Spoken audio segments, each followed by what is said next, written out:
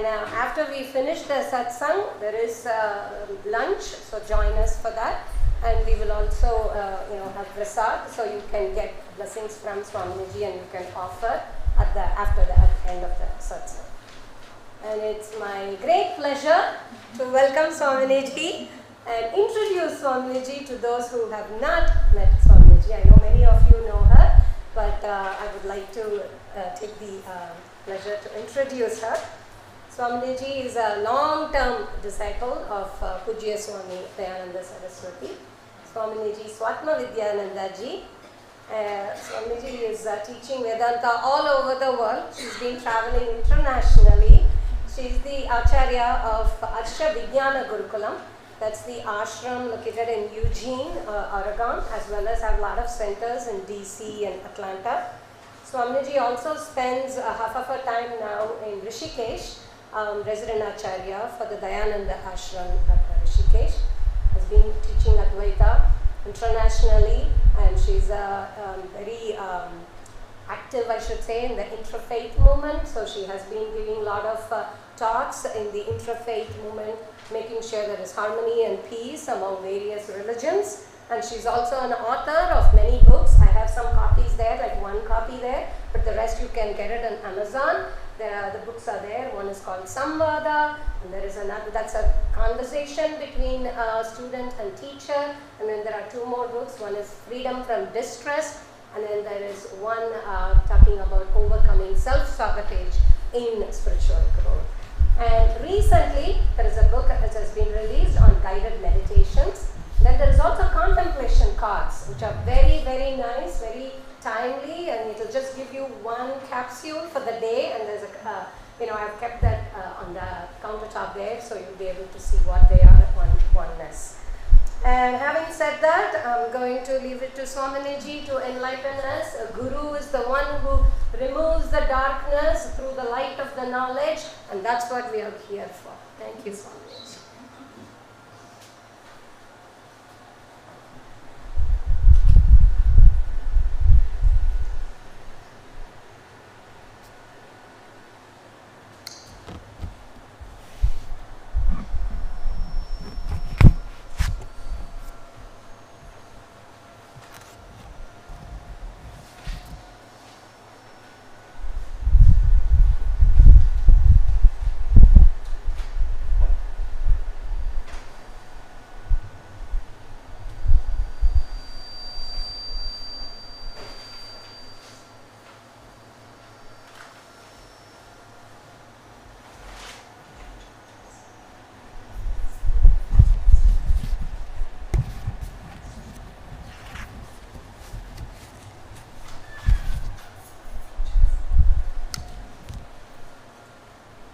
Sahana bhavatu, sahanau bhunaktu, sah viryam karavavahai, tejasvinavaditamastu ma vidvishavahai. Om Shanti Shanti Shanti. Please come.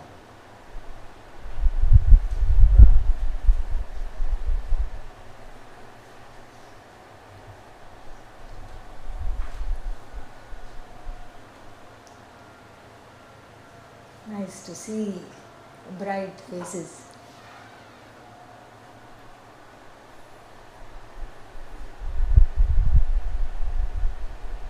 Nice to be here in the home of Lakshmi and Niranjan, and you should hear from them how they moved here. Yes.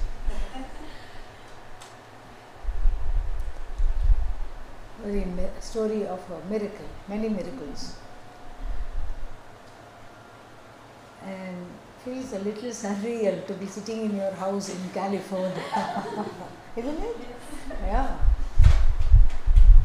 In fact, I think this is the first time I'm visiting your house, anywhere. Yeah. Because we have always met in third party places, in different locations, ashrams, in other people's homes. thank you for inviting me, and very special people. They just, when the program was being made, they just, because of the depth of the relationship, they just said, "You are coming to our house on this day." They penciled themselves in. Very nice. So I didn't have to think. It was already done. Nice. And then I didn't know that they had this what is this, photograph or painting? This painting which is above my head, and for those online we will show that. Yes. Of what? 2 birds. I didn't know that. And then so when we came talking about topics, I said, oh, maybe we can do the story of the 2 birds from the Mundaka Upanishads, and Lakshmi got very excited. And then she sent me a photo of the 2 birds, and here we are. And since many of you have already had some exposure to Vedanta, we will get into the text right away. Okay, you can repeat after me. Dva suparna sayuja sakhaya.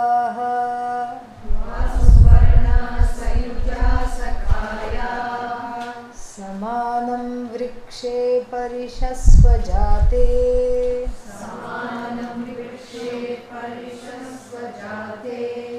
Tayorekah pippalam swaduvatti.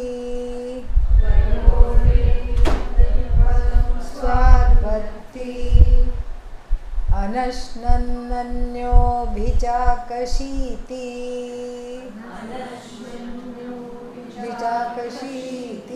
Because of Sandhi, little bit of tongue twisters, but you all managed very well. Congratulations. There are 2 seats here still. Yeah, here also. Yeah. Come.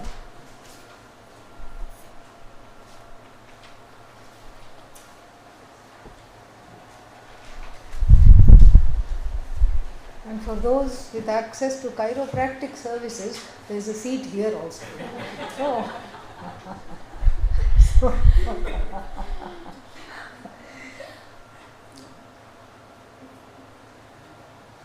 this is the Mundaka Upanishad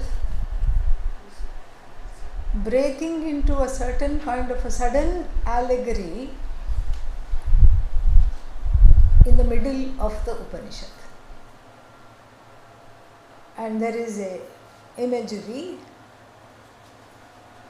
of 2 birds embracing on a single tree. That means they are not enemies. They are the greatest of friends. They are the greatest of friends. They love one another. They are hugging one another. Actually, if you know a little bit of Sanskrit, they should be Dvau, Suparnau, Sayujau, Sakhayau, because it's all dual. But Veda can get away with a lot of things that we cannot in Sanskrit.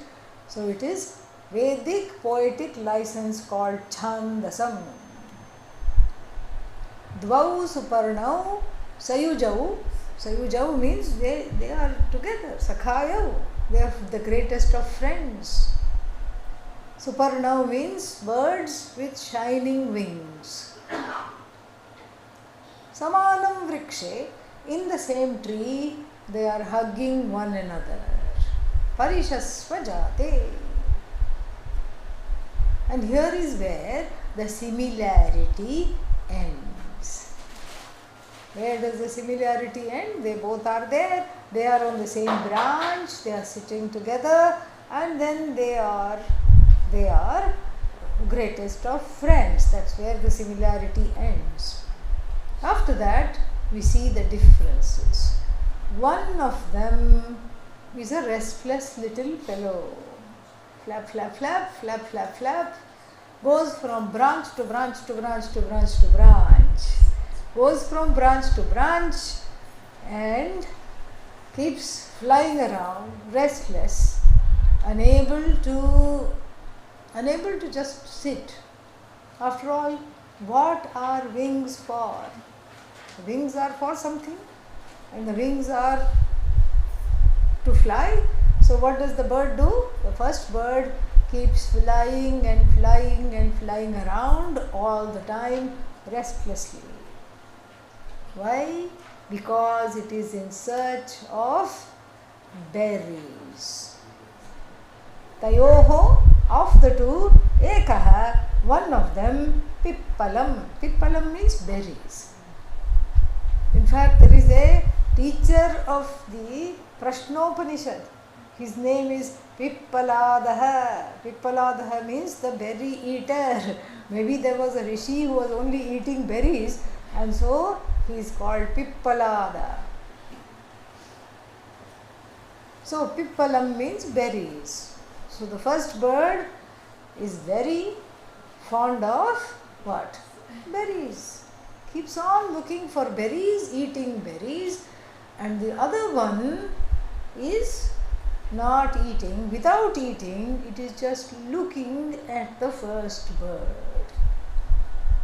Now, if we take it literally as a story, this doesn't make sense. And that is why these kinds of things are there, so that in the Upanishad, so that they don't fall into the wrong hands. So if the colonizers read this, they will say, come on, this is so obvious. Sometimes the bird sits on the branch, sometimes it flies around, what's the big deal? And they call that spiritual teaching. This is but a prattling of an infantile mind. This is what was said about the Upanishad. They did not know that the Upanishad is meant to shed self-ignorance and to be in one's power completely. That is what it is. In fact, as I have said, it should be called Upanishad. Okay, makes you shed all the wrong notions, makes you shed wrong thinking, makes you shed, I'm not good enough, I'm an idiot, I'm not this, I'm hopeless, I'm helpless, I'm a jiva, how can I be Ishvara? All these things you have to shed. And so this is a kind of what is called, the technical term is Gudha Abhisandhi. Gudha Abhisandhi means there is some hidden meaning here that we have to see. We can't suddenly say the Upanishad makes no sense. Why? Because it is talking of birds. It's talking of birds and then that's it, and then it has nothing to do. Because the next two verses, as we see, it will become very clear. So the first bird, what is it doing? It's a berry hunter. And the second bird is an onlooker. So this is talking about, as we all know, a very basic fundamental split within each person. The first bird is really the jiva bird.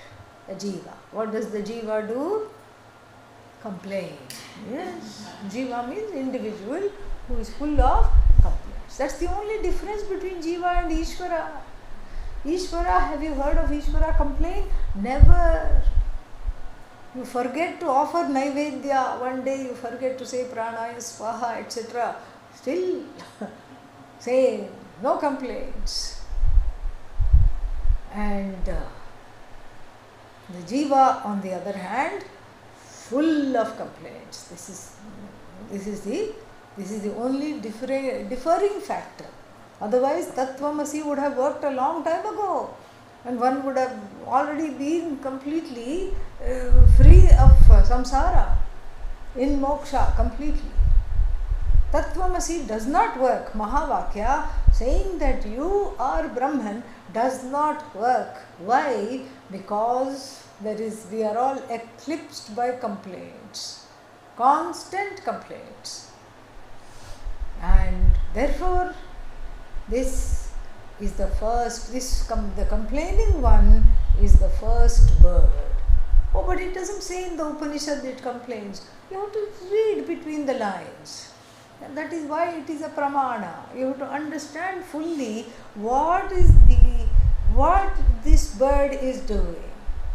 It's keeping on hunting without a break. That means what? It's not finding what it needs. If it had already found what it needs, it would have ceased to be a hunting bird. It would have been a simply sitting bird. But it is a hunting bird. A hunting bird means its quest is not yet over. Its quest is not yet over means it is keeping on searching for something or the other.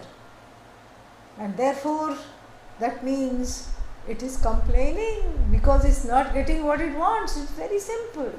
We can extrapolate and see the truth of this. Very, very simple. It's complaining because it's not getting what it wants and it keeps looking. And if we know berries, some of them sour. Yeah. We start off on a sour note. Some of them sour. Because many people thought sweet. No. Samsara is, some sour or the other. Yes. Something is souring all the time. So, what is this? Sour. Some berries are sour, some berries are rancid, some berries are make you sick, you feel like throwing up. Some berries are astringent, you make this kind of a face as soon as you eat it. But unfortunately, it's also the selfie face among teenagers. Yeah, I don't know why they do that before they take a selfie.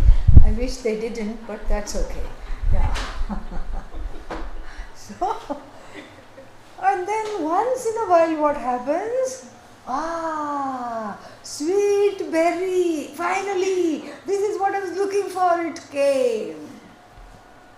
How long did it last? Gone. It was sweet on the one side and rotten on the other, okay? So even there you could not have solace that at least one sweet berry I have eaten, and the memory of the sweet berry drives this bird, which bird? Jiva bird. This Jiva mad and keeps on going hunting. And some of the rich birds, they will migrate to another tree after getting visa. So the birds with means fly away to another tree. First world tree. From a third world tree, they go to first world tree with better nest. Yes, better nesting capacities, more opportunities for bhoga. That is what it is. But still the quest is not complete. You have migrated, and then what are you doing? You're still hunting. You're still hunting, berry, where is my next berry, where is my next berry? This is what it is. And so the first bird is very, very restless. Yeah, very, very unhappy. Very, very feeling finite, feeling limitless, and we can all relate to that. Yes. It is in the ken of our experience that no matter what one achieves, there is the striving for more and more and more and more and more. Want more. And even if, and we are not talking of worldly people, we are talking of people who are more or less, who have understood that there is what? There is something else I have to achieve. Somehow one has come with great grace. One has come to Guru. One has come to ashram. One has come to this knowledge. Still the hunting is on. Still the hunting is on. Still we want more. Somebody asked me, how can I study 10 Upanishads overnight? No. This was an actual question in an actual satsang. I just said you can't. That's all. How can you do that? Even if you study, how can you assimilate? And you can't read the Upanishads. If you read the Upanishads, you will go with two birds. What is this? Yeah. What is this bird business? It has to be understood. It has to be explained. It has to be understood. So, before coming to Vedanta, one was a hunter, all right, And then after coming to Vedanta, one is a spiritual hunter. Ah, spiritual hunter or spiritual experience hunter. That's what it is. Which ashram should I go to? And then how to get moksha quickly. Moksha I want, yes, but how? I don't want to study Mundaka Upanishad. What is that? Why I have to study that? I want moksha quickly, moksha express. I want quick moksha, right now moksha. How to do this? So one goes and falls, as the Bhagavad Gita says, into the trap of various kinds of charlatans, people who promise moksha overnight. There was a festival, I don't know, some kind of a yoga festival or something in Rishikesh. I'm just taking my walk and then suddenly I see one banner on the banks of the Ganga. Moksha in 24 hours. And there is an there is an arrow. There is an arrow. And everybody is going there. Everybody is going there. And I saw some of our long-term students there also. I said, what are you doing there? No, we are not going there. We are just going to find out. Because they were curious. They were not planning to go there, but they were curious. What is it that's being peddled here? That's what it is. If the quest is not understood properly, one will be like this bird migrating forever, going from branch to branch, tree to tree, berry to berry.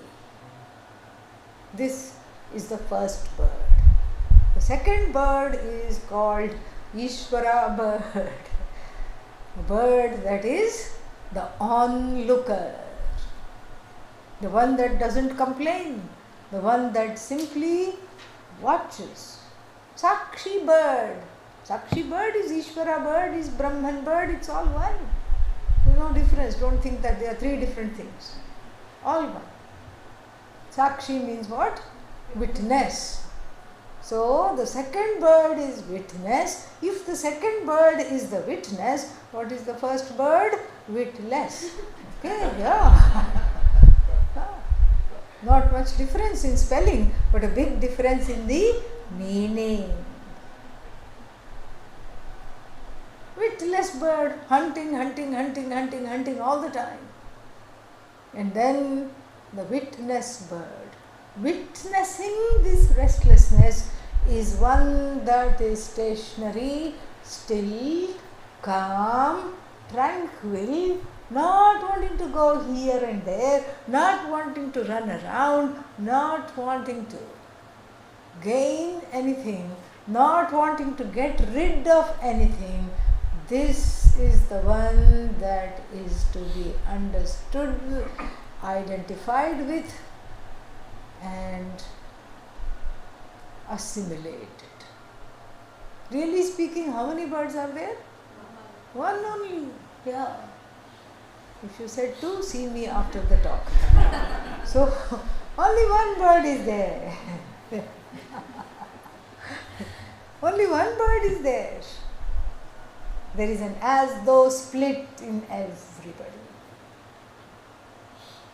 Vedanta is called, what is the other word for Vedanta? Non-duality. Non-duality means there should be no split between myself and myself. But that is the split. I know what I am capable of, but I don't want to do it. I know that I am, I know that I have all these qualities, but I can't own them up. I know I am Brahman, but I am not behaving like Brahman at all. This is the problem. This is the quandary. And so, the whole teaching, the crux of the teaching is to bring together these two birds that have as though become two but are one. They are two means what? It is the experience. Experientially they are two because I am far away from the witness. I am not identified with the witness. Identification with the witness is comforting, it's comfortable, it is you. That's all you have to be, that's all you have to do. Identification with the witness is a no-brainer. But at the same time, there is no drama. The drama is in fluttering around, in leaving the coop, going somewhere, fluttering some more, hunting, and then getting something, oh, big fat sweet berry, wonderful. And then I advertise it, I put it in my blog. Today I got a berry, the best berry in the whole world. I'll take a photograph of the berry and put it there. I do all these things. And then the very next day what? Come crashing to the ground. And then this is called a yo-yo life. Up, down, up, down, up, down. Even not in one day up, one day down. Even in the course of a single day, up, down, up, down, up, down, up, down, up, down, up, down, up, down, up, down. This is it. And people are used to this. This is familiar. It's toxic. Yeah, I know, but it's familiar. Everybody is doing it. Why don't you give up the drama? No, because what will other people think of me? Other people, everybody I know is having some drama or something in the life, and if I give up the drama, then what will happen? I will be in trauma. So I can't give up the drama because what will other people think of me? One person said. Another person said, if I give up the drama, you know what's going to happen? There will be nothing to talk about. They will say, how is your life? I'll say, fine. And actually I'm meaning it. I'm not just saying fine for the sake of, politeness. I'm meaning it. I'm saying I'm fine. There's nothing more to talk about. What will we do at potlucks? Yeah, the whole time, 2 hours somehow we have to spend. What will we do? What will we talk about if we don't have this yo-yo life? The yo-yo life, the first birdie life is addictive precisely because of these reasons. Precisely because of these reasons. It's like what is said in the Upanishad, the same thing is being talked about here. The Upanishads talk to each other, okay? Yes. So that we have a body of knowledge that has no external contradictions and no internal contradictions. In the Kathopanishad, the whole thing is framed slightly differently. There are 2 roads in front of you. Which one are you going to take? One is called Shreyas. The other one is called Pray for us. Yes. Yeah, because if you choose that road, you have to ask everyone to pray for you. That's all. That's the only thing. Shreyas and pray for us. 2 paths are there. You look. In one, what do you see? Ooh, lot of jubilations. Of course, some people are crying, but I ignore them. Some people are crying, some people are just looking struck, some people are looking disconnected. I ignore all of them and focus on the jumping, dancing, eating people. And I think, this is the road for me, because both the roads you can only see up to that bend, not beyond. Beyond the bend, there is nothing, there is no sight. And the other road is all, what? Is there anybody there? Desolate. Hush, hush, shh, no noise.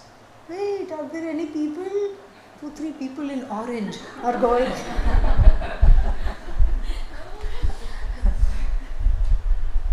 What will you choose? Naturally, you'll choose the first one. Why? Because you recognize a neighbor, you recognize a relative, you recognize a friend. It's familiar. And because it is familiar, and because one thinks one will be supported, and because one thinks that one can grow together, but not in this kind of a cacophony, there is no growth. Yes, it is good to grow together, but not in this state of cacophony.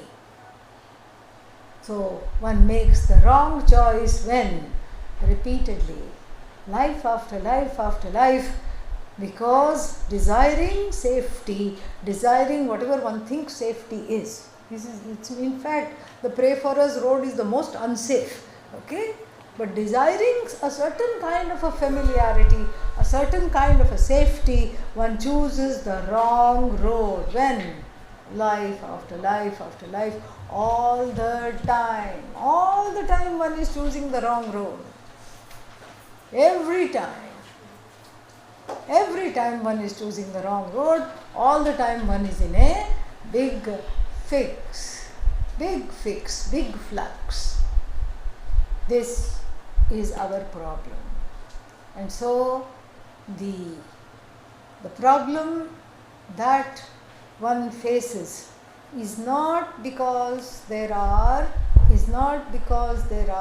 other jivas. Even though frequently one points the finger and says, it's because of this person I cannot have shanti, it's because of that person I cannot be peaceful. Even though we make all these things, we say all these things, it's whatever you see, whatever you spot, you got. Okay? Whatever is annoying outside, the source of it is here. You spot it, you got it. This is what it is. Even though the finger does not stop at other people, the finger points to the Jagat and says, oh, allergy seasons, it's because of this ragweed that I am suffering. The finger points upwards to the planets. Where are you? Oh, Shani. Shani is what? Saturn. Yes. Because of you, you are always in the wrong place. Because of you, I am having a problem. Because of you, I'm suffering. Really speaking, it's all here. So making the wrong choice, one is always drowning in the notion of samsara. Don't say ocean. It's an ocean which is but a notion. So one is drowning, present continuous. Why? Because I refuse to recognize my higher self. I refuse to recognize the Sakshi. I refuse to own up the Sakshi. I refuse to live as the truth of this Sakshi. That is why I have this problem. That is why I am constantly in the drama.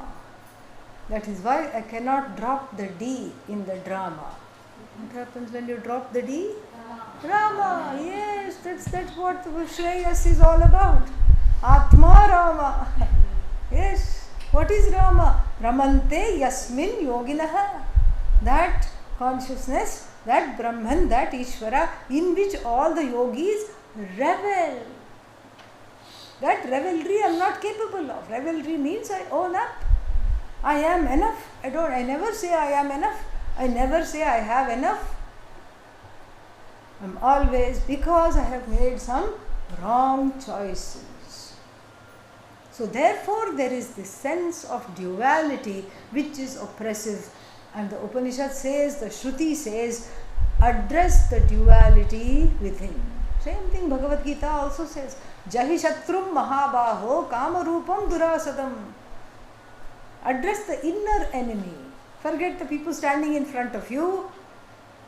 I'll take care of them. That's not your job. What is your job? Address the enemy within. Address the inimical forces within. And what is more inimical than not being able to own up your own self? Let's go to the next verse.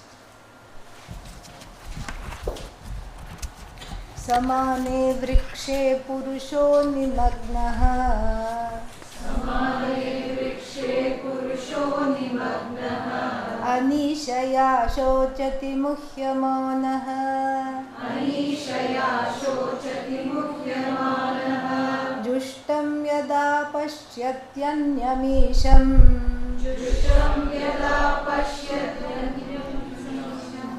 Jushtam yada Jushtam yada pashyati pashyati anyamisham anyamisham asya mahimanam asya mahimanam iti vita shokah. So, samane vrikshe, in this same tree where the witness and the witless coexist, so to speak, the witness is drowning. Purushaha nimagnaha. Maj, to drown. Purushaha nimagnaha. The witness, the witless bird is drowning. Glub, glub, glub, glub, glub. Constantly underwater. Constantly. That's why it's in the present continuous. Why? Because it's, even though it's the past participle, Adi Shankara says make it present continuous. Why? Because it is a if you drown once, it's over, right? This life is gone. But drowning, glub, glub, glub, come up for air. Do you know what happened to me? Oh my God, oh my God, oh my God, oh my God. Wait till I tell you what all happened to me. And then again, glub, glub, glub, glub, glub. And again, OMG, OMG, OMG, OMG, OMG. Constant state of OMG. This is the OMGva. Yes. Constantly OMGing from womb to tomb. The person is in the OMG moment all the time. This is a very sad way to live. And who is Nimagnaha? Purusha. Who is this Purusha? Two meanings for the same word. This Upanishad is beautiful. Two meanings for the same word. One is Purishete iti Purushaha, the one who sleeps in the city. Which city? San Jose? No. Berkeley? No. The city is the citadel of this body, mind, sense complex. Sleeps, is asleep to the own reality, the truth of oneself as Satchit Ananda, the truth of oneself as limitlessly whole and limitlessly happy. The person is asleep to that fact. So the first meaning of the word Purusha is the Jiva. The sad, bad, mad Jiva. And then the same word is used for Ishvara. You see this in the Purusha Sukta. Purusha evedagam sarvam sahasra shirshav Purusha sahasrakshas sahasrapat. This is the same Purusha, different derivation. Sarvan purayati iti Purusha. In the second instance, the root verb is pru, to fill up. The one who fills up everything, like even the flowing water fills up all the hollows and the uneven surfaces and just continues to flow.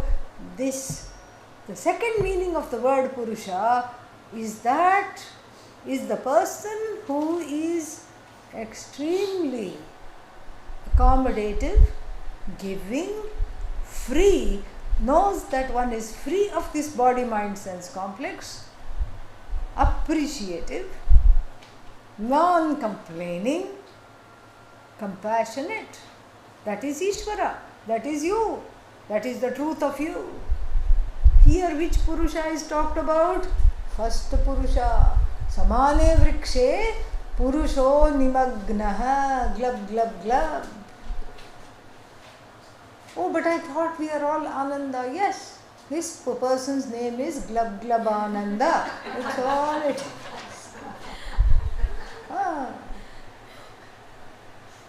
So, glub, glub, glub. Come up, gasp. Oh my God. Thank God. Again, every small whiff of karma can knock the person down. No staying power. No Shakti, nothing. No ability to confront anything that comes in front of them. Why? The next word is going to tell us, Anishaya Shochati. Shochati means grieves, grievati. Okay? Shochati. Anishaya Shochati. From Shuch to grieve. Anishaya Shochati. In the form, this is a very Anishaya, third case, but the third case is a very special usage of the third case. The third case is usually the instrumental case, which says because of this or due to this, but here it means in the form of this. Itham bhute tritiya. Anishaya shochati here means what? Grieves because or not because, due to, grieves in the form of not being Ishvara. Both meanings can be taken. Grieves due to not being Ishvara, grieves in the form of Anisha, because Isha doesn't grieve. Isha is free of grief. Who is the griever? Anisha. The person thinks, I am not Ishvara. How can I be Ishvara? I am not Ishvara. I am not Satchidananda. I am not Brahman. How can I be Brahman? There is a big gap between me and Brahman. Brahman is all, I am small. Brahman is the cause, I must be because. Brahman is God, I am God with G silent. What is that? God. Yes. I am an odd fellow. How can I be Ishvara? How can I be Bhagavan? How can I be Brahman? No. Stubborn refusal to step into the shoes of one's own glory. It's hard to step into other people's shoes, okay? Yeah. It's because they could be too big, too small, they could pinch, they could be too big, you have to drag it around like little children in their parents' shoes. But here, it's your own shoes. But you are afraid to put them on. You are afraid to put your own shoes on and step into your own shoes. They are glorious shoes, they are magical shoes, they are the shoes of no want. The shoe has a name, Mumukshu. Jigyashu it should have been, but because of the Sandhi it becomes Jigyasu. Yeah, that's the shoe. This is so easy because I'm not being asked to become somebody else. I'm not being told that you should be some like this famous person. You should be rich. You should be famous. You should get this. You should that. Nothing I'm being told. I am being told to simply be myself, and this Mandu is refusing to do that. Yes. This stubborn person is refusing to do that. Why? The Kathopanishad tells us. The Kathopanishad, we are using the flashlight of the Kathopanishad to shine here. And the Kathopanishad tells, why is it, knowing full well that I am going down the drain, making this choice, why do I keep choosing the smallness? Why do I keep living in this world of smallness? Why do I sabotage myself constantly? Why do I repeatedly saw the branch on which I am sitting? I cut it off, fall down, thud, concussion, and then what? Sit on the next branch and quickly, promptly start to saw that off as well. What is wrong? Why? But Upanishad tells us why people keep choosing prayers when Shreyas is right there in front of them. Shreyascha preyascha manushyametah tau samparitya vivinakti dhiraha. The dhira chooses Shreyas. And then the manda means slightly challenged. Okay? Slightly challenged, emotionally challenged, spiritually challenged, viveka, vairagya wise, definitely challenged, makes the wrong choice. Mando preyah yogakshemat vrinite, chooses prayers. Why? Because of a sense of security. Yoga here is not what you do on the mat. Okay? Yoga here is apraptasya prapanam, the gain of that which is not gained. Apraptasya prapanam yogaha. And do we all have things in our lives that is yet to be gained? Yes, yes, yes, yes, yes. And then kshema means protecting that you have already gained. This is a very big thing. You buy a house, you have to have, what is that called? Some DDT, not DDT, that is bad. ADT, yes, yeah. Some kind of a security. DDT is gone, I think. It's not there anymore. Yeah. So you have to have some security. Because somebody will come, somebody will take it, somebody will rob. It's taken for granted. Somebody is definitely going to rob, so I have to have security. And then, if you have youth, what do you have to do? Preserve it at all costs. Till age 92. Oh, I stop at age 92. That's great. You stop only because you don't know who you are by that time. You don't even know you have a face, so you stop. Yes. You've entered another phase. That's why you stop. And nothing works. Hand doesn't work. It trembles. And then you don't know what you have done. You don't know. Where you are going, you don't know. Whether you are going or coming, you don't know. What, Swaminiji? It's already happening to me right now. Yeah. So you can imagine now what will happen at age 95. What will happen, you know. And so therefore that's why the people stop in their 90s, all this. Otherwise, yoga kshema becomes the driving force of one's life. Alas, alas. Mando preyo yoga kshemad vrinite. Very sad. So, if the whole life is about getting what I want and then keeping what I want,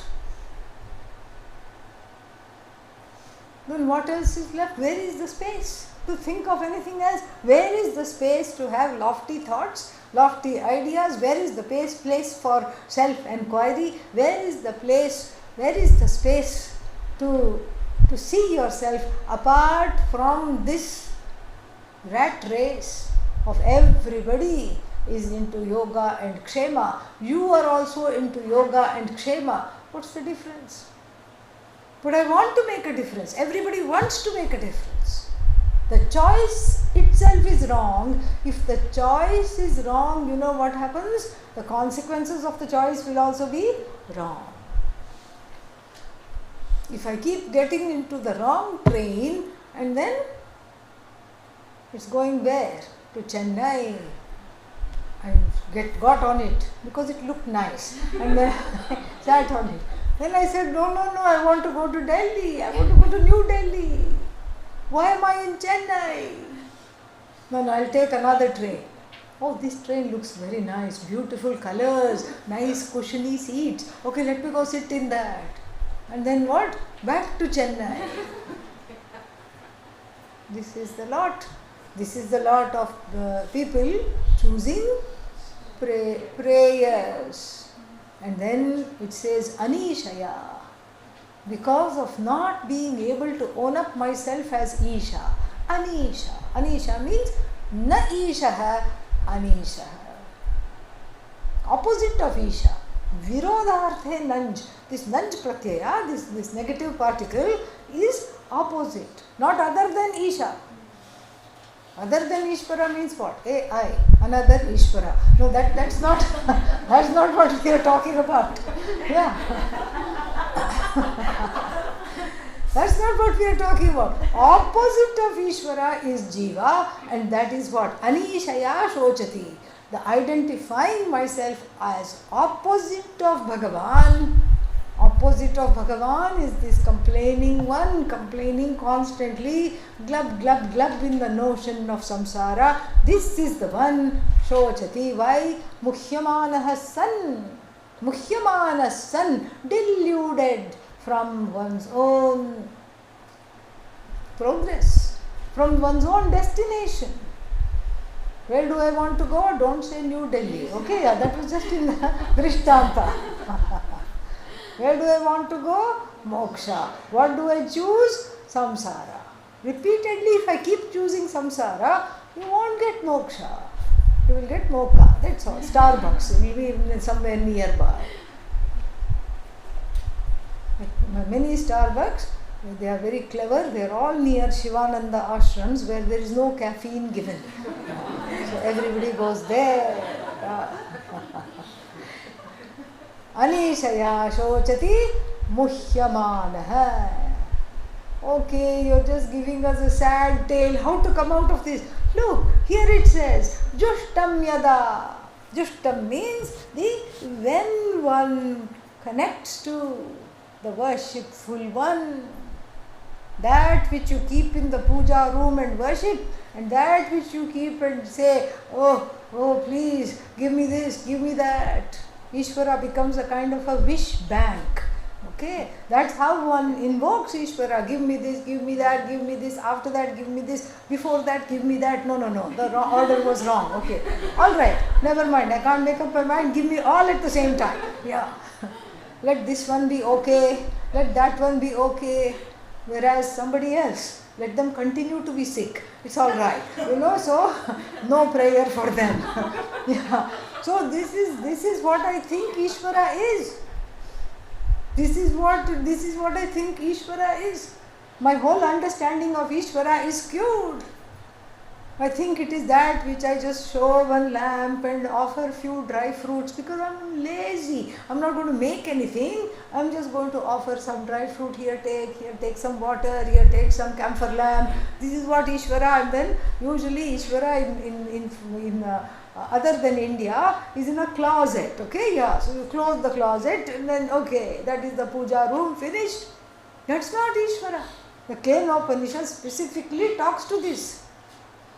Shrotrasya shrotram manaso manoyat vachoha vacham sa upranasya pranaha chakshusas chakshuhu, and then that is what it is. Tadeva Brahma Tvam Vidhi. Know this to be Ishvara. That which the force that makes you see, that which brightens the eye to make them see, that which is behind the awareness, the consciousness behind the ears which make you hear, that which because of which I taste, that because of which I think. But then the thinker I am not. That because of which every thought is non-separate from Brahman, every thinker non-separate from Brahman, every means of knowledge not separate from Brahman. What is this Brahman? All of it, but none of it. Tadeva Brahmatvam Vidhi na idam yadidam upasate. Not that you keep on an altar and worship. Oh, should I stop worship? No. You can continue to worship as long as you want to worship. This is not trying to take away from people whatever and wherever they are at. In fact, to get to the place of seeing myself as that force which exists, Sat, and which is all knowledge, Chit, and which is limitless, Ananda, I have to go through the process of worship. The non-worship and seeing everything, the non-worship comes only after I have graduated to the place of seeing everything as worshipful. Jushtam, that is what it means. What does this say? Jushtam yada. And when one recognizes oneself as the worshipful one, the worshipful one is not just in the puja closet, in the puja room. The worshipful one is where? Right here, the indweller of this body, mind, sense complex. The second Purusha. That is who I am when I recognize Jushtam yada pashyati anyam isham. When I see the other as myself. Asya mahimanam. When I see the mahimanam means glory. When I see Ishvara's glory as my own glory. Very big thing. Ishvara's glory is what? My own glory. It's not separate from my own glory.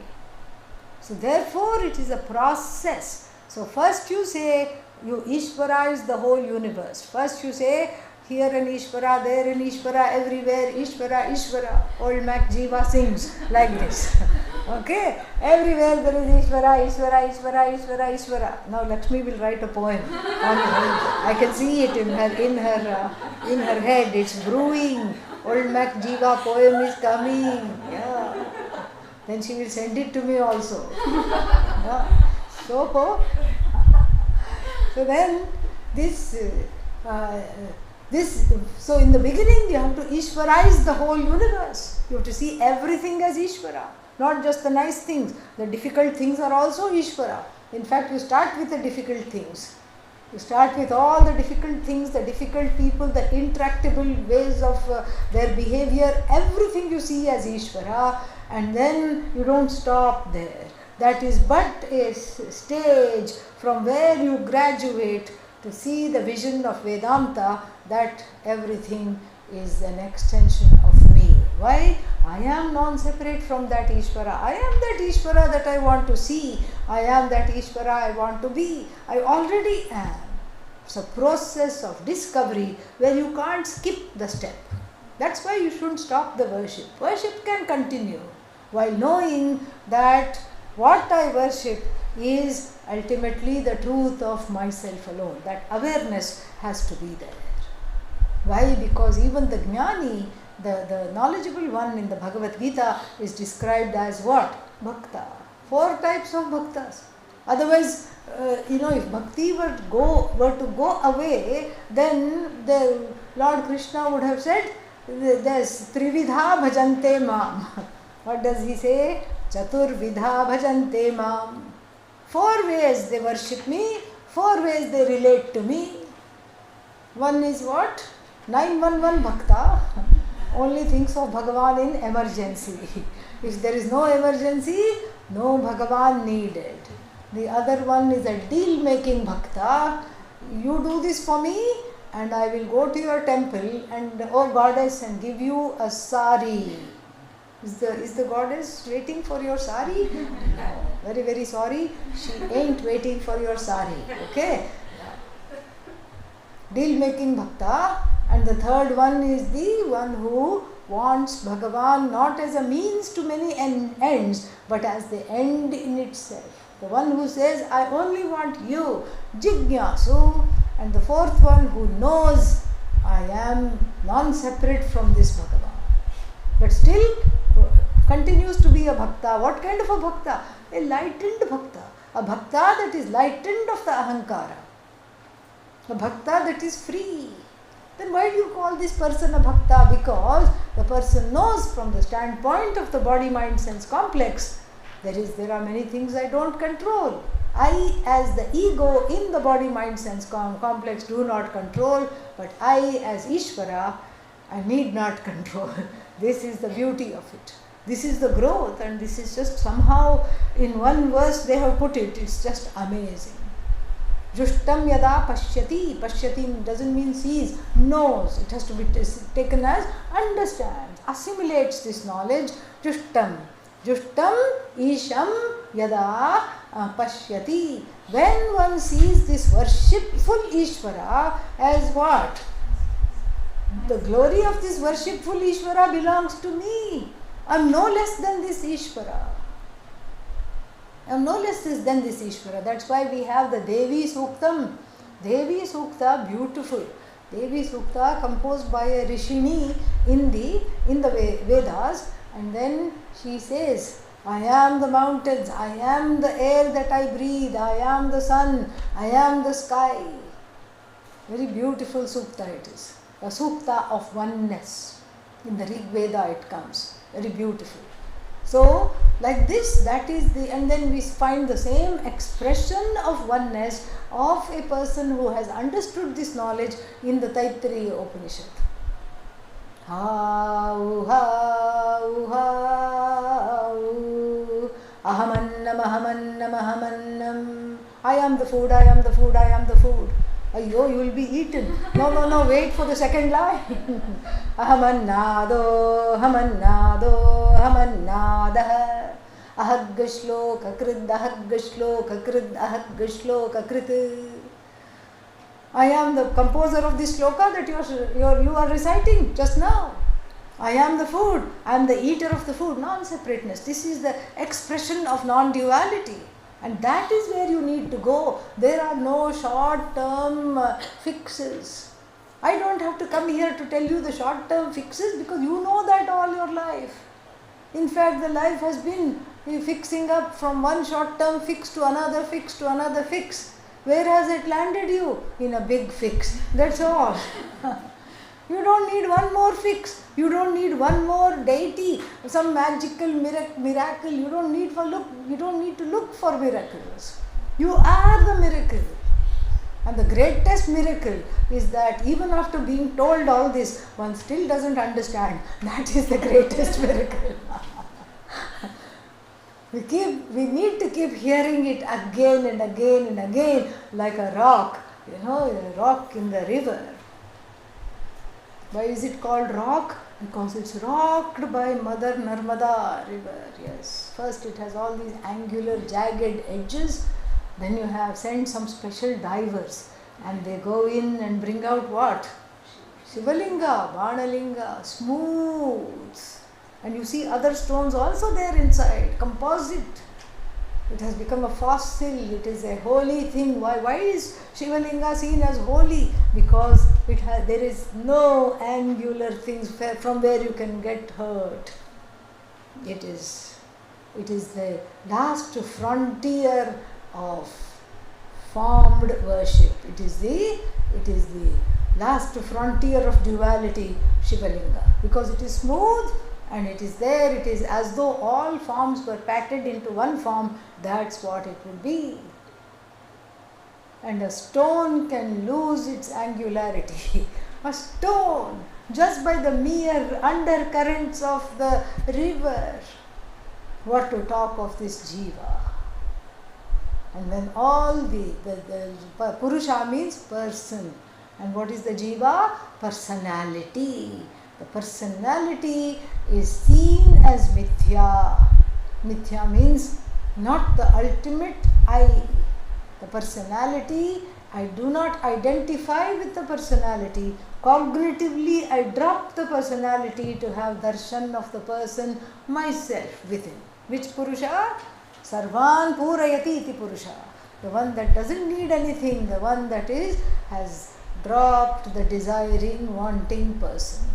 Not the desiring, wanting person. Therefore, the desiring, wanting person to be the one who is living in one's own glory is nothing less than the miracle. This is the miracle that is gained through the study of this. That is what we have to see. So, Pashyati Anyam Isham.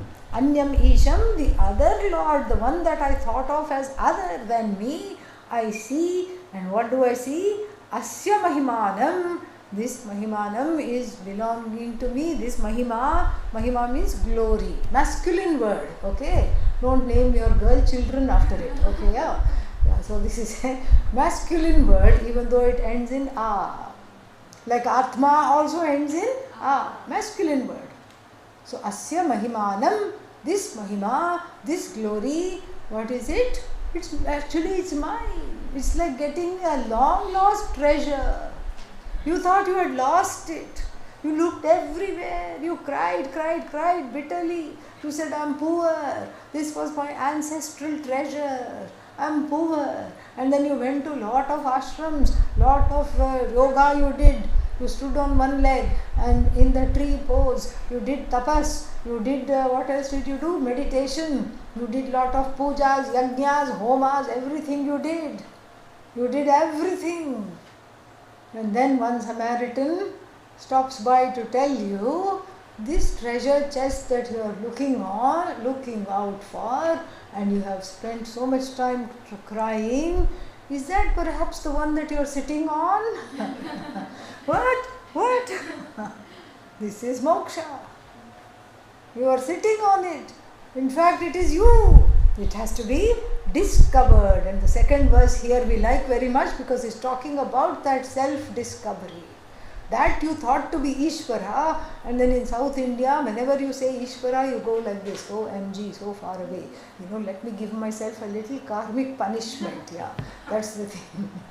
And this Ishvara that you looked up to, and in other religions they literally look up, after that they need a massage, neck massage, and then so here this Ishvara that you are looking out for, looking up to, worshipping with various hymns and glorifying on the altar is who? You. So is the altar useless? No, because it has altered you. How can it be useless? It is not useless at all. It's like the 7 Vada story. You know the 7 Vada story? Yeah, some people know, but they want to hear again. One fellow went, strange fellow, went to one dhaba. Dhaba is kind of an Indian diner, and went there. And in India, we have a certain kind of a thali culture. Lunch is what is for lunch. You can't say what is for lunch. Lunch is for lunch. Breakfast is for breakfast. Dinner is for dinner. Okay, whatever they serve, it comes in a thali, choiceless culture. That's why we are very prepared for this knowledge. From childhood, we are prepared for this knowledge because the culture itself is preparing us. Our parents have prepared us.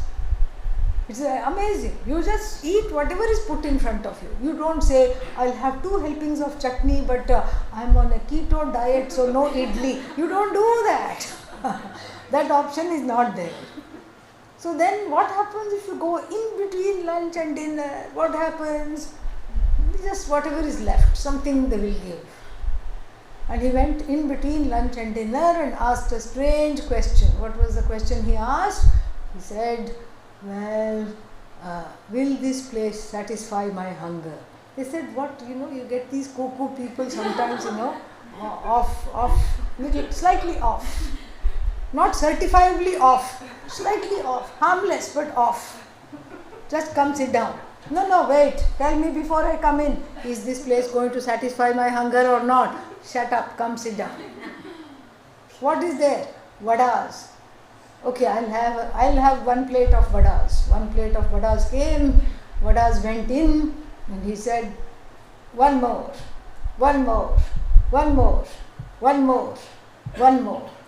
By the end of it, he had 7 plates of vadas and a whole liter of sambar sloshing around in his stomach.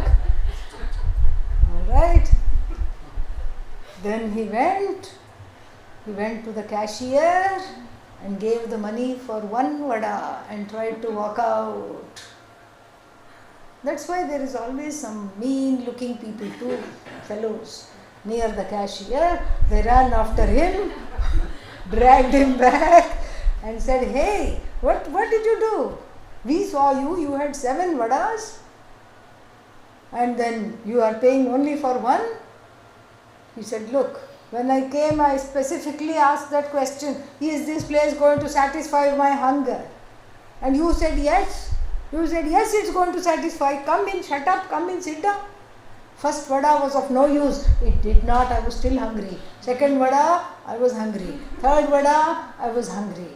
And after the 7th vada, I was full. That's why I'm only paying for the 7th vada. Therefore, to understand verse number 2, all the preparations are in place. First vada, school, childhood. Second vada, college. Third vada, employment, job. Never thought of job as vada. Fourth vada, marriage. Yes, this is a difficult vada. Okay, yes. Yeah. Either undercooked or overcooked. Okay, so this is a slightly difficult vada. Which vada was that? Fourth vada? Fourth vada, marriage. Fifth vada, children. Cute vadas until they become teenagers. And then they say, Mom, Dad, I'm going to become a musician. This is every Indian parent's nightmare, I tell you. I'm going to become a musician, Mom. And then The parents have been in America for some time, so they cannot say no, you should not do that, and this, they know better. They don't want to alienate the kid. So they will say, all right, yeah, but that's a little hard, okay, you can try it out. But you can't do it by yourself. No, I have a band, I have 3 other friends. Yeah, but it's not easy. Where are you going to practice? All this costs money. In your garage. Yeah. I'm going to practice in your garage. Means underneath the parents' bedroom at 1 o'clock in the morning, this fellow is going to practice. Okay. Yeah. And then, so this is 5th vada, children. 6th vada, midlife crisis. Midlife crisis. Only after crisis one comes to Vedanta. No happy person comes to Vedanta. Something should happen.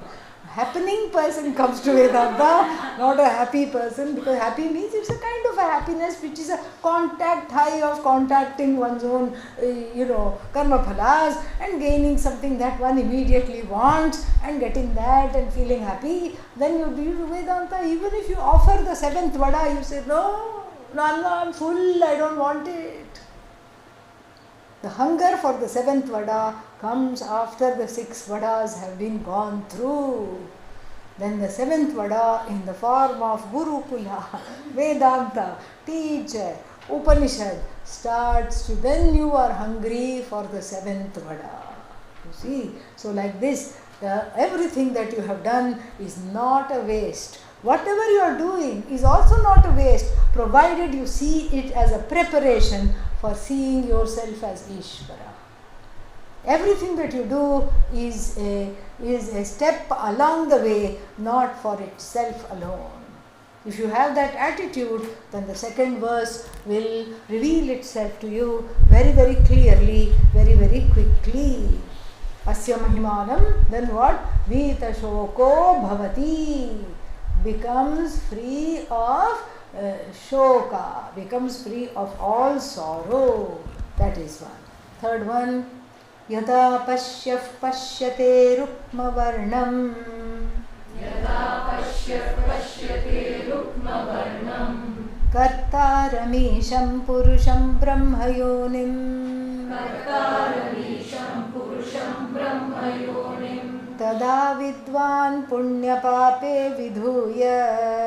Tada vidvan punya pape vidhuya.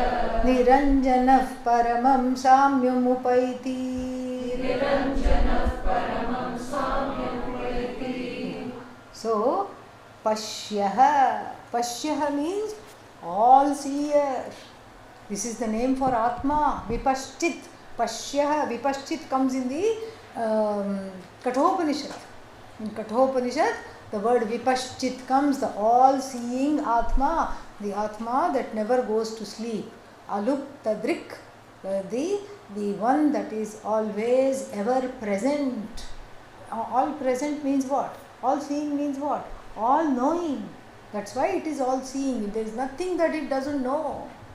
Don't think that it has eyes everywhere like an insect. No. So, this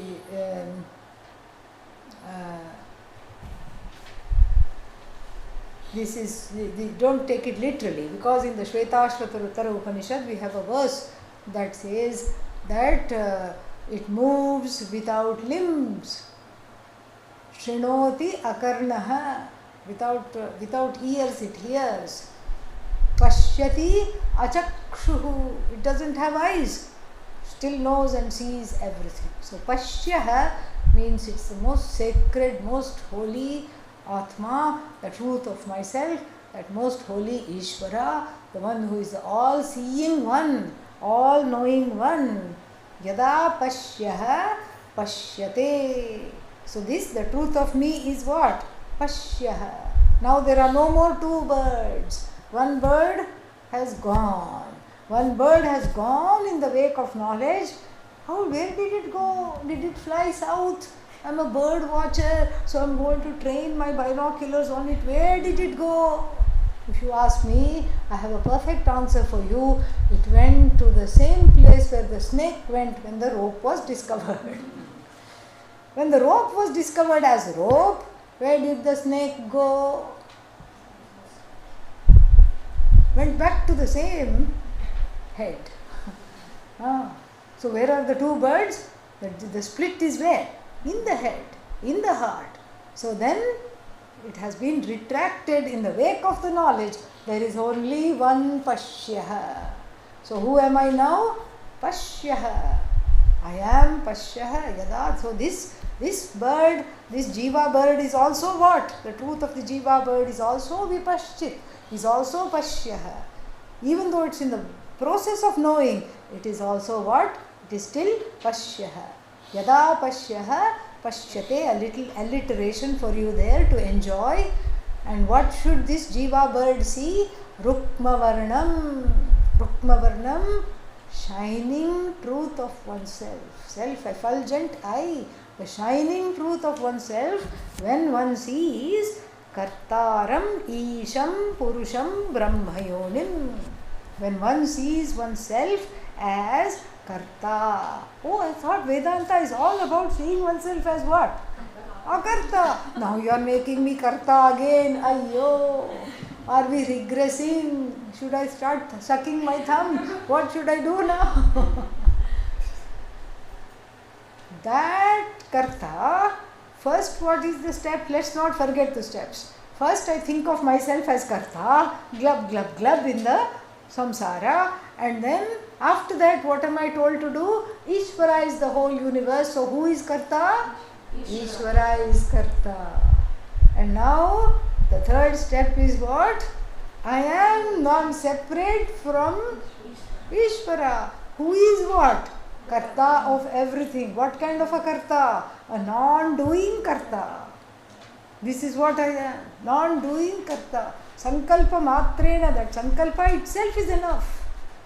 So how did this whole Jagat come into being? Ishvara and Ishvari did not sit down and say, let us map out the whole universe. Okay, this one will get married to that one. No, it just ensues forth like effortlessly, like even your dream. It ensues forth effortlessly. Without any effort, it's just everything is in place, infallibly in place. This is the miracle. And the greatest miracle is that you can say, I am the author of this universe. You can say that. When you know the second verse, the third verse is just very easy. I am non-separate from the author of the universe. I am the author of this universe. So, I am what? Karta. What kind of Karta I am? A non-doing, non-ahankara filled Karta. A Karta from whom the Kartritva Buddhi has been dismissed as mithya, as a dependent reality. So I am that kind of a Karta who is free of Kartritvam. And who am I? Isha. Second one is, I am Isha. Before what I thought? In the second verse, Anisha. Now I know I am Isha. Very nice. I have dropped the an. And then now I am Isha. Now I am what? Purusha. What is Purusha? Purusha is which definition? Second definition. Sarvan Purayati, the one who fills up everything I am. And then I am Brahmayonim. Brahma here is not Brahman. Brahma here is creator, Brahmaji. I am even the source of the creator. This Bhagavan that is worshipped, we don't worship in India. In Thailand, Brahma, he had to migrate to Thailand. Okay. For Lord Brahma, only one temple in the whole of India, in a place called Pushkar, in Rajasthan. Nowhere else is Brahmaji worshipped because he is credited with the creation of samsara. Do I want samsara? No. Therefore, Brahmaji is not worshipped. So, Lord Brahmaji packed his bag and went to Thailand. And there in every street corner there is a Brahma shrine, Brahma, Brahma, Brahma. And then I asked the people, some monks and all were there, I asked why. He says, two reasons. First is, if he is the creator, he will not create accident here. Very interesting. And the second thing is, he has 4 faces. If you put a policeman, he has only one face facing forward, but Brahmaji face here, face there, face there, face there. The 4 faces are the 4 Vedas. But they don't know that. They say he is looking everywhere, Vishpato Mukha. So we are putting him at the crossroad of 4 streets, so that all the areas are protected. So this is so that's where he had to go to become well known and useful. In India, he was feeling useless because the whole India is moksha oriented. He said, what useless people? Here, I am going where I am needed, where I am appreciated. So here, Brahmayonim means that Isha I am, who is even the source of Lord Brahma. Lord Brahma came from where? From this, the truth, from this Satchidananda Pashyaha, which is me. From me alone, this Lord Brahma is, Lord Vishnu, Lord Shiva, everything is non-separate from me. And then, tada, when one understands this oneness, the first one is what? When, and then, tada vidwan. Vidwan is the true meaning of the word, the one who is sarvavit, the one who is knowing this knowledge, vidwan. Then the knowledgeable one who is well versed in Vedanta, the one who is equipped with Guru, Shastra, all the blessings, punya pape vidhuya, giving up all papa. Oh, that's nice. Giving up all punya. Why? Can I keep the punya? People are quick to give up papa. Punya not so much. I want all the punya for myself. Punya also, after you gain this knowledge, punya means good karma. After you gain this knowledge becomes what? A golden shackle. Yeah. Pujya Swamiji used to say, you will be born in a rich family somewhere in Saudi Arabia where you can't even open your mouth. Yeah. He would say, there is no freedom to think. There is no freedom to be. There is no freedom to worship in any other way except one way. Pujya Swamiji used to joke, even for dental problem you have to come to India where you have to open your mouth. So what is the use of punya? It's a golden shackle. Punya is good enough to bring you to Vedanta. That punya, yes, everything. But as for the Vidwan who is being discussed here, no punya is necessary at all. Punya pape vidhuya, the nature of the Atma is ananvitam punyena, ananvitam papena, Brihadaranyaka Upanishad. Unconnected to punya. When I don't have karma, how will I have karma phala? Think about it. When karma itself is not there, what about the fruits of karma? Fruits of karma are also not there. Ananvitam papena, ananvitam punyena. So punya pape vidhuya, giving up the punya, giving up the papa. What does this person do? Niranjanaha paramam. Niranjanaha means free of any kind of baggage. Paramam samyam upaiti. Samyam is oneness. Okay? Oneness.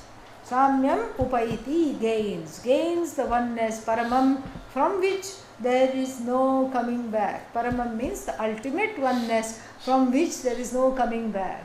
All the other oneness we know are what? Only until it becomes two. Friend, BFF. Yeah, BFF, after that what? Only FF. Yeah, that's all. Then after that, friend. After that, frenemy. Sometimes enemy, sometimes friend. So, Sureshwaracharya in the Brihadaranyaka Vartika says, Sarve samyogaha viyogantaha. All the coming together, all this artificial oneness of two things coming together which makes me happy, which I want, is until the separation. Chocolate cake until it is inhaled and the oneness has gone really, because again I long for it. A best friend until you find out all their problems, then they are no longer best friend. I don't want to be with them. Even marriage is like that. And First there is a lot of love, and then I need some space. This is what happens. Every marriage is like that. Everything that you gather is like that. Everything that you gain and you want to become one with is like that, because that oneness immediately becomes two-ness. But the only oneness that does not become two-ness, four-ness, eight-ness, etc. is oneness with yourself, with the truth of yourself. You are repatriated to the truth of yourself, from which there is absolutely no coming back. And have we left out anything? Let us see. Paramam Samyam Upaiti. And here there is a little bit, we can see this part. There is a little bit of a pun on this, not even pun, a fun on the Dvaita and the Vishishta Dvaitas, the people who feel like Bhagavan is separate from them, or I am an adjectival to Bhagavan, I am part of Bhagavan, I am separate from Bhagavan. So they have 4 kinds of moksha. So first level, when you have done a few good things, what happens? You get a front seat. In front of Bhagavan you sit. Nobody else is there in front of you. No basketball player is sitting in front of you. So you can see Bhagavan all you want. This is called Samipya Moksha. But then if you are sitting in front of Bhagavan, naturally you've gone with a human mind, you are seeing who else is there, and then some people are sitting right next to Bhagavan. So this is what? This is the second level of Samipya. Samipya, and then other one you become just like Bhagavan, Sarupya, and then finally Sayujya. Sayujya means there is you become one with Bhagavan, means what? You enter Bhagavan like a virus. Yeah. You enter Bhagavan means what? Like a bacteria, you enter Bhagavan, Bhagavan will flush you out. That's all will happen. So here there is no Samipya, Sayujya, Sarupya, and all this thing is not there. There is only Samya. Samya means straight away oneness. There is no need to die. There is no need to die and go someplace in order to experience this oneness, because that Bhagavan that you are looking for is right there, unrecognized, as the first bird in the very heart.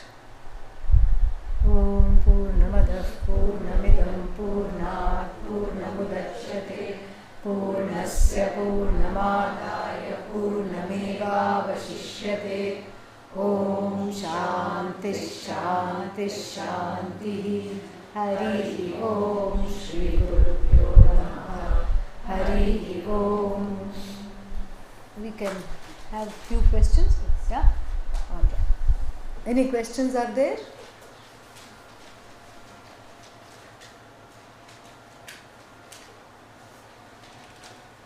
Yes. So Miniji, could you speak about the Rudram, the Namakam, Chamakam?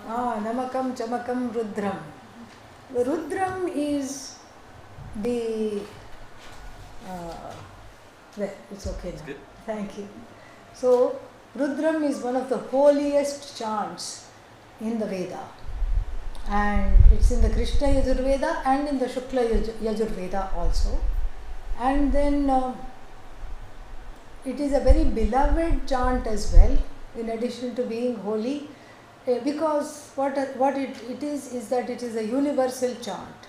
Even sannyasis are told to chant Rudram when we are given 2 choices. Chant at least once a day or keep chanting all the time. So that is the Rudram. Very, very famous and holy. Why is it so important? Because it has the vision of Vedanta within it. In the beginning, one starts on a note of fear. Om Namo Bhagavate Rudraya. Scared. Rudra means Sarvan Rodayati. Makes everyone cry. How? Bhagavan makes everyone cry? Sure. By giving you your own karma phala, gift wrapped, and then you think it's a gift, you open it, And what? Loss, fear, some pain, some sorrow, something comes out of this like a jack in the box, karma phala. And so first meaning of the word Rudra is Sarvan Rodayati iti Rudraha, and the second meaning is out of compassion the same Bhagavan wipes your tears, makes the tears flow away. How? Through Vedanta Shastra, through the teaching of the knowledge, makes the tears go away. Rudanam Dravayati. First pinches you, makes you cry, and then takes a hanky and wipes out your tears. Hanky Bhagavan, okay? Rudra. So then I only want the second part. I don't want the terrifying face of my karma to confront me. I only want somebody to wipe away my tears, but this is not how it goes. It's a package deal.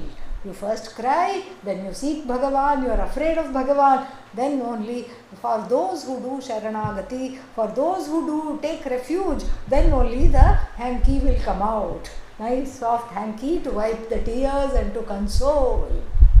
So in the beginning, the first Anuvaka is full of duality and fear, because that not because the Upanishad doesn't know, it's called Rudropanishad, but because the Upanishad is getting down to our level. This is where the jiva is, all frightened, oh my God, oh my God, oh my God, all the time afraid. So then one says, you kind of look scary, Om Namo Bhagavate Rudraya. I'm saying Namaste not out of reverence, but out of to your anger. May it not be directed towards me. And then I have a look, you look like a hunter. I thought I was an experienced hunter. You are also a hunter. What are you hunting? Oh, you are hunting after me. You have a bow and arrow in your hand and you are coming after me. Look, this person is much more adharmic than me. Go here, go there. No, you are still after me. And not only that, you have one arrow on the bow, and then you have many arrows in the quiver. That's why it's called quiver, because it is making me quiver out of fear. This is all these arrows are there. And all the arrows dipped in karma phala are coming to who? Me. Namaste Rudra Manyave. Utota Ishave Namaha. Namaste to your arrows. Namaste to your bow. Namaste to your arms. That why are they so strong? OMG. Namaste to the strong arms that carry the bow. And so the first portion of the Rudram is 300 Namahas come. And then there are 11 chapters called Anuvakas. From the first to the second to the third to the fourth, you see that the jiva is growing into Ishvarizing this universe and seeing this oneness. Very beautiful. It's just a beautiful, beautiful prayer. Everybody should learn it and chant it. Everybody should learn it and chant it. Pujya Swamiji's book also is there explaining the mantras. Beautiful prayer. And then, so as one grows, one sees everything as Rudra. The trees, the small rivers, the little tributaries, the brooks, the creeks, all bodies of water is you. The moving body of water is you. Non-moving body of water is you. Everything is you. The emotions are you. Everything is you. This is called Namaka, not Namak, okay? That is different. Yeah. This is called Namaka because it has 300 Namahas. It is even somebody has extrapolated it into a Trishati where only the 300 Namahas are highlighted. It's called Rudra Trishati. Very holy chant it is. And then after that, then there are also 11 chapters called 11 Anuvakas of Chamaka. Chamaka means Chame, Chame, Chame. It is Shanchame, Mayaschame, Priyanchame, Nukamashchame, Kamashchame. Do you see now why it is called Chamaka? Because Chame.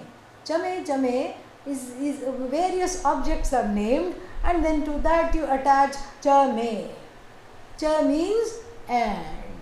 May is the, now it is questionable what this may means, because there are different derivations of this may. The first one is for me, Chaturthi. Mahyam may. Is it let this be there for me? Sham cha may. Let sham means happiness, blessings, auspiciousness be there for me. Mayaha, joy, happiness, let it be for me. Kamashchame, let desire be for me. Do you think the person who has seen the whole Jagat as Ishvara is then going to ask for each thing separately? No, not at all. You should not take it as the fourth case may, you should take it as the sixth case may. Not Mahyam, but Mama, it's already mine. Sham is mine. And Mayaha, joy is me, joy is mine, Sham is mine, auspiciousness is mine, everything, the whole Jagat is just none separate from me. So first you say everything is Bhagavan. That shows the two stages that we talked about very clearly. Here you cannot have Ishvara bypass surgery. Yeah, you cannot say I'm going to go straight there. You can't go straight there. You just remain in a straight jacket, that's all. No going straight there. You have to go through that, because the problem is in thinking I am small. First I have to be one with that all, because I live in a manifest universe. And so I always see everybody has authority issues. Ishvara becomes an authority figure. That has to be healed right here and right now before I can understand I am non-separate from Ishvara. Everybody thinks of Ishvara as a guy in the sky. That has to go, as separate from me. And so first I have to, as Pujya Swamiji would say, settle accounts with Ishvara. Settling accounts is seeing this problem, seeing that it's not Ishvara's problem, that I don't see myself as Ishvara, it's my problem. I have to settle accounts.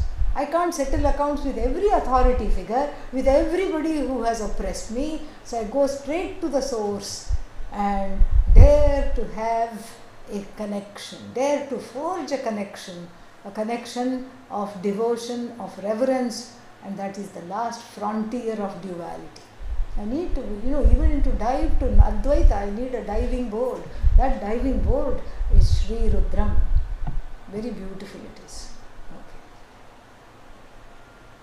Okay. Any other questions?